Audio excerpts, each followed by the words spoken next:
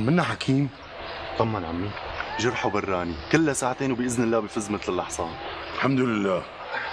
طمني عمي، إن شاء الله ما راح يكون شهداء. استشهدوا من عنا 2 بس رديناهم لبعد الجسر وراح لهم أكثر من 10 قتلة. وكيلك الله سحبوهم من بين إيدينا.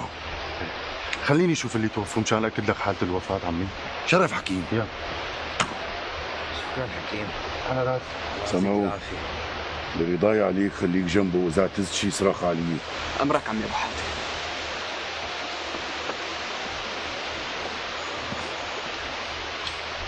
صحيح. ايه سمو، شلون صرت؟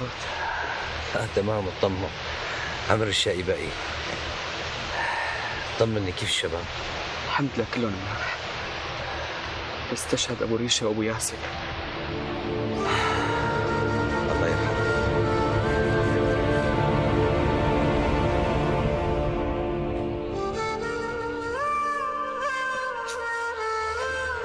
شو بنام يا ابو حاتم؟